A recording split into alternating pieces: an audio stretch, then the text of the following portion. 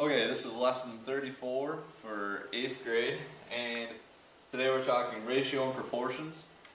Pretty big topic, actually. We're going to be dealing with this a lot throughout the year, and it's eventually going to lead us into algebra, especially the proportion part. But in order to use proportions, we need ratios. So we'll get into this in a second.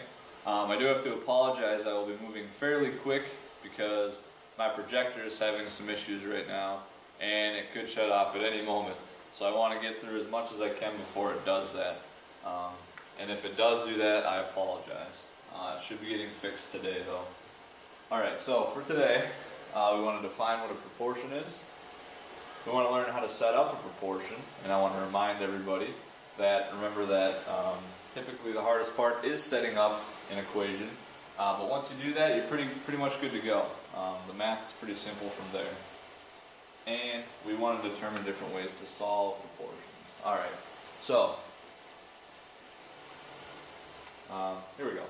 Just wanted to check something out there. Alright, proportion is a statement that two ratios are equal. So two ratios, remember we can represent ratios as fractions, 2 over 4, 6 over 12. They are equal and we can form a proportion with them. So this is basically saying that 2/4 equals 6/12. We should know this is true because both of these fractions reduce to 1/2. And last time I checked, 1/2 equals 1/2. Okay? It says equal ratios reduce to the same ratio. And just as I said, these both reduce to 1/2. And we can notice some multiplication relationships between the numbers here. So if we go crossways, 2 times 3 is 6, and 4 times 3 is 12. So we can get from this side to this side by multiplying by 3 to both numbers. If we look down, 2 times 2 is 4, and 6 times 2 is 12. So we multiplied by 2 to go down and got our denominators there. So these relationships are known within proportions. Okay? It says one ratio in a proportion can be expressed as the other ratio by multiplying the terms by a constant factor, 1. So remember, when we multiply by 1, it doesn't change anything. That's why these are the same. 2/4 times 3 over 3, which is 1, gets you to 6 over 12, which is what we have right here. That's why they're equal. Alright? And it says here, we can use this method to test whether ratios form a proportion. For example, to park for 2 hours, a lot charges $3. To park for 3 hours, the lot charges $4. $4, sorry. Is the time parked and the fee charged by the lot proportional or not? Okay? So, for 2 hours, you can be charged $3. For 3 hours, you're charged $4. Are these ratios equal? They are not. Therefore, they are not proportional. Okay? 2/3 does not equal 3/4, and that's how we know they're not proportional. If they were proportional, then we would have that proportional relationship. Or if they could reduce to the same fraction, they would be proportional. But these are, they are not proportional because they don't reduce to the same fraction. Alright, let's look at this one. Nora is paid $12 an hour. Is her pay proportional to the number of hours she works? Well, let's just take a look at that. Let's set up hours, and we'll set up money. Alright, so $12 an hour, so in 1 hour she'll earn $12. 2 hours she'll earn 24. 3 hours, 36. Alright, so to figure out if we have a proportional relationship here, from here to here, are we multiplying by the same thing to get to the side? 1 times 12 is 12. 2 times 12 is 24. 3 times 12 is 36. So if we took any of these fractions here, 1/12, 2 over 24, and 3 over 36, are these equal? They should be, because they all reduce down to 1/12. Divide by 2, you get 1. Divide by 2, you get 12. Divide by 3, you get 1. Divide by 3, you get 12. So yes, these are proportional. So the number of hours she works and her pay are proportional to each other. And that's because our ratios are equal. What we're going to relate to this in the future is algebra. That or this right here, we can represent as an equation, and we would have a straight line. We would have a proportional relationship, and we will be getting into that in the future, which is why today is so important. Okay, let's take a look at this one quick. It says Nelson has a paper route. If he works by himself, the job takes 60 minutes. If he splits the route with a friend, it takes 30 minutes. If two friends help, it takes 20 minutes. Is the amount of time it takes to complete the route proportional to the number of people working? So, by himself, so we'll go people and minutes.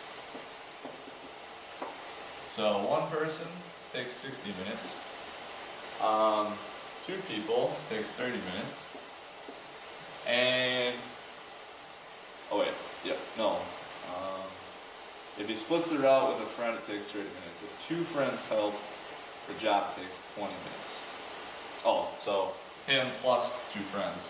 Okay, so that'd be 3 people total. Alright, so is this proportional or not? 1 over 60, 2 over 30, and 3 over 20. Are these proportional? Are they equal fractions? It does not look that way. So if we reduce this, it wouldn't matter because we would get 1 over 15. This would be, this would have to stay 3 over 20, but these are not equal. This is not a proportional relationship because the fractions, or they're not equal, which therefore means they're not proportional. All right, so this would be a no. They are not proportional, and we will have to be able to identify that as we go.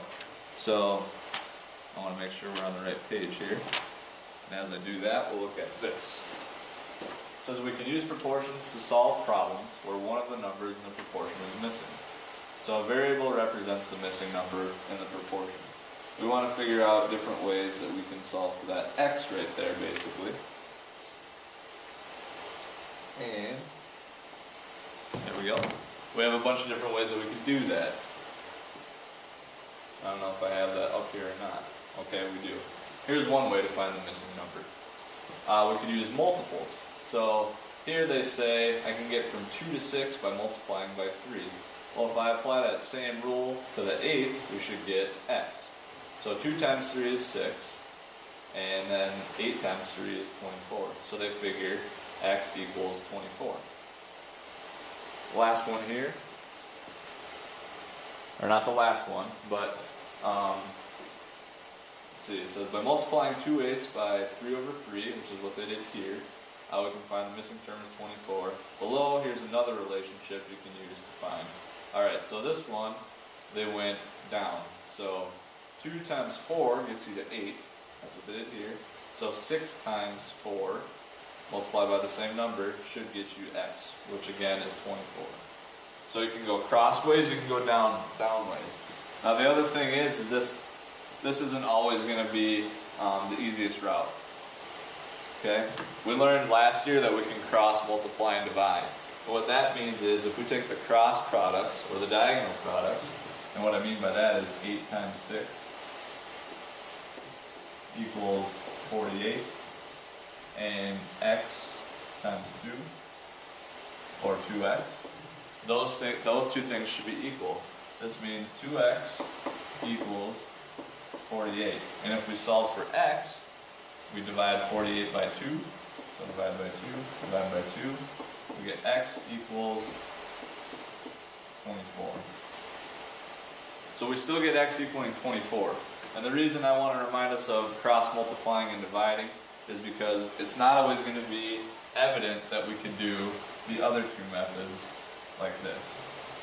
It's not always going to be so easy to relate 2 to 6 or 2 to 8. It won't always be that easy. So cross multiply divide is one we can always do, where we multiply the two numbers diagonal from each other, get a product, and then divide it by the one diagonal from the letter. Okay?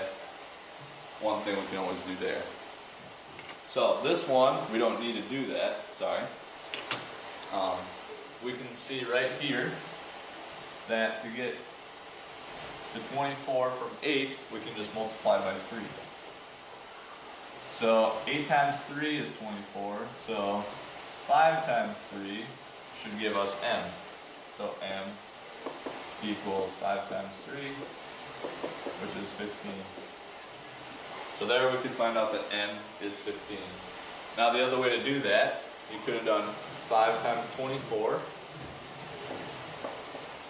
for cross product equals 8 times m.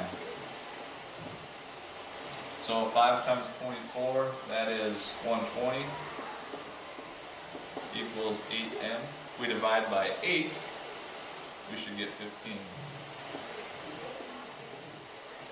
So, let's see if we do 120, we get 1, 8, 40, 8 goes into 40 5 times. Okay, so we should get 15 equals m. So we still get 15 either way. So that's the cross product way.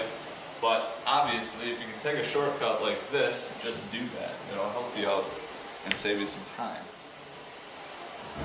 Alright, last one here. This is one we kind of have to set up. And we will be working on setting these up a lot because we need to know how to do that. And it's very important, especially for the future. Okay, the ratio of boys to girls in the class is 3 to 4. If there are 12 girls, how many boys are there? So let's do boys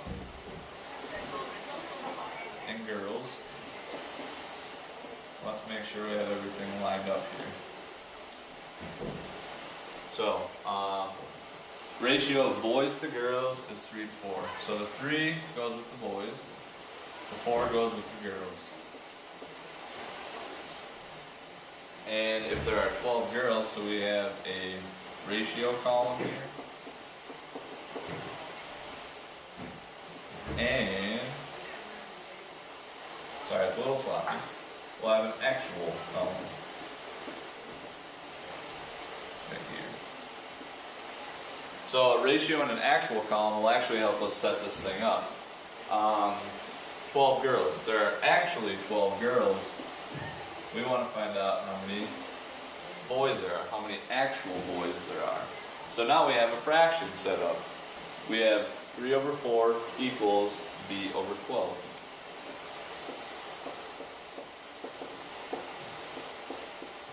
And then we can take whatever method we would like. I'm going to go ahead and take the shortcut because there is one. Could cross multiply divide, but I know that 4 times 3 equals 12. So we apply the same rule up here to get b. b equals 3 times 3, which equals 9. So there should be 9 boys, 9 actual boys. And if we check, 9 over 12 should reduce to 3 over 4, and it does. Alright, that's our basic intro to ratio and proportion. This will not go away. This is a huge topic in math, and we're going to hit it hard this year. And my projector survived, so hopefully it gets fixed and we won't have to rush so much, but this was good. Alright, thanks.